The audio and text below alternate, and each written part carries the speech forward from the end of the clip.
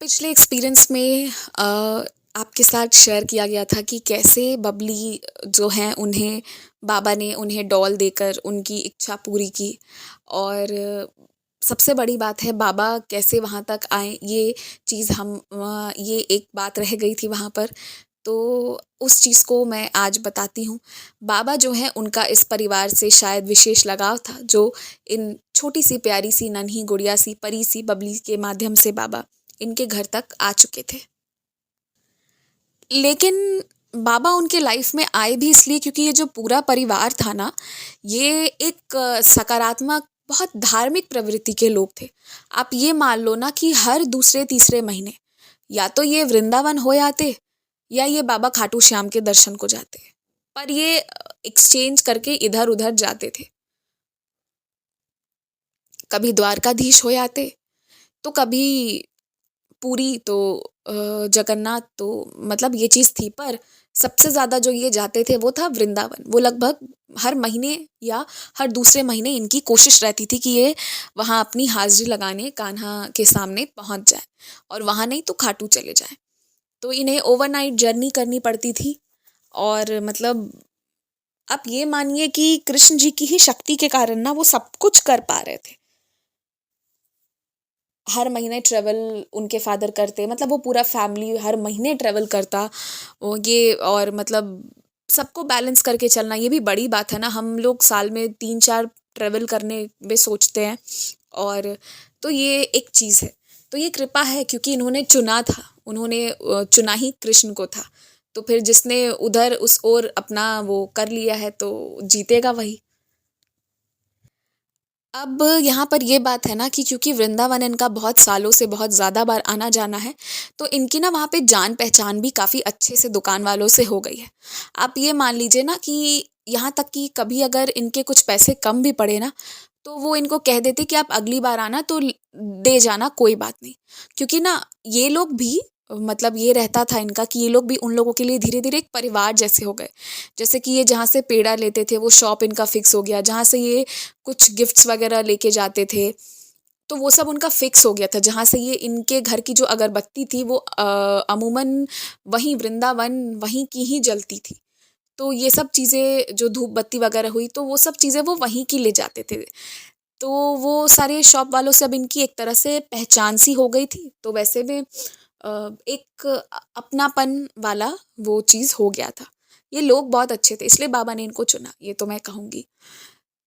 अब होता ये है ना कि ये लोग जब अ, वृंदावन के लिए ट्रेवल कर रहे थे, मथुरा वृंदावन, तो जितना मुझे पता है शायद हाँ मथुरा मथुरा जो स्टेशन है वहाँ पर इनकी ट्रेन रुकती है।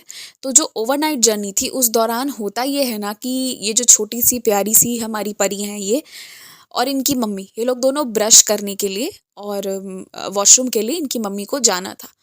तो जब इनकी मम्मी वॉशरूम जा रही थी ना, तो ये वहाँ पे एक को पैसेंजर खड़े थे, उनको बोला था कि आप प्लीज़ थोड़ा इसका हाथ पकड़ के रखिएगा। और वो को पैसेंजर भी अच्छे थे, तो वो मतलब वहाँ पे पकड़ के रखे थे क्योंकि वो उस साइड गेट के पास खड़े थे।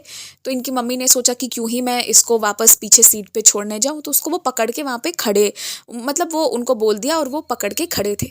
ठीक है, और इधर इनके पापा और दादा दादी लोग जो भी थे वो लोग इधर अपने बर्थ पर बैठे हुए थे। अब होता ये है कि जब इनकी मम्मी वॉशरूम से आती हैं, बाहर निकलती है, हाथ ही धो रही होती है, तभी क्या देखती है ना कि एक बाबा आए और पूरा ऑरेंज और येलो के बीच का कोई कलर था, उस तरह का ड्रेस पहने हुए थे, आए एकदम स्पीड में चलती हुई ट्रेन पर।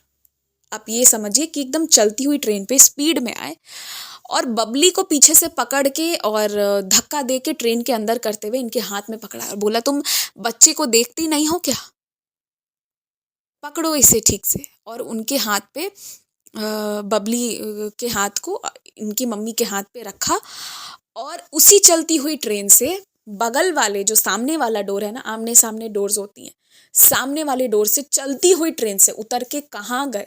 और वो जो स्पीड में गए ना, तो वो जिस तरह से गए, जैसे उनका एक पाँव जो था वो जिस स्पीड से एक पाँव उनका चला गया और दूसरा पाँव ऊपर ही मतलब दोनों पाँव ज़मीन पे नहीं था, एक पाँव ज़मीन पे था, दूसरा ऊपर उठा हुआ था और एक ही पाँव की स्पीड से वो उतर के कहाँ गायब हो गए, ये ना उनको समझ में आया, ना वो खड़े पैसेंजर को समझ में आया, ना बबली को समझ में आया। ये सब विद इन सेकेंड्स हो गया, ठीक है। और इन्हें इस बात का रियलाइजेशन हो गया कि अभी बहुत बहुत ही गंदी सी दुर्घटना जिसे कहते हैं ना, वो घटने वाली थी। बबली का वहाँ ट्रेन से गिर के एक्सीडेंट हो सकता था। वो जो को पैसेंजर थे उन्होंने माफ़ी मांगी, उन्होंने कहा कि वाकई में मोबाइल में उनका ध्यान लग गया था और वो बबली को देख नहीं पाया था, वो टहलते टहलते गेट तक पहुंच गई थी। तो जो ये इंसिडेंट इनके साथ हुई थी ना, इस दौरान इन्होंने बाबा को जिस तरह से स्पीड में भागते हुए देखा, समझ तो गई थी कि ये हो ना हो साईं बाबा जी हैं। तो वो जो उन्होंने देखा था ना, और वही चीज़ दोबारा अपने घर पे घटित होते देखी थी, जो लास्ट एपिसोड में बाबा जब बबली को दे के जा रहे थे, तब उसी से इन्होंने कोरिलेट किया कि आज दोबारा बाबा हमारे दरवाजे पर आए, हमें दर्शन देने आए। तो इस तरह से बाबा ने उनकी बेटी की रक्षा भी की थी। और उस दिन बाबा ने उनको ज़ोर का डांट भी लगाया था, तो उस दिन के बाद वो केयरफुल हो गई। डांट लगाने वाली बात भी है, इतना क्या आलस करना था कि एक को पैसेंजर के हवाले अपने बच्चे को छोड़ा था उन्होंने, वो अंदर रख के वापस वॉशरूम जा भी सकती थी, बस थोड़े से के लिए उनकी बच्ची की जान जा सकती थी। जो बाबा जी के होते कुछ नहीं होता, क्योंकि वो तो बहुत प्यार करते थे, इस परिवार से करते हैं। तो ये एक अनुभूति हुई थी, जिसके बाद मतलब उनकी वो जो यात्रा थी ना, वो भी फिर काफ़ी सुखद रही, क्योंकि एक अश्योरेंस मिल गया कि बाबा रक्षा कर रहे हैं। तो ये है एक और अनुभव। आगे आने वाली इसी की आगे की श्रृंखलाओं में और भी कुछ चीज़ें शेयर की जाएंगी। हालांकि अब बहुत कुछ तो नहीं है, पर जो भी थोड़ी बहुत बाकी है वो सारे एक्सपीरियंस शेयर करके फिर इस सीरीज़ को समाप्त किया जाएगा। जय साईं राम।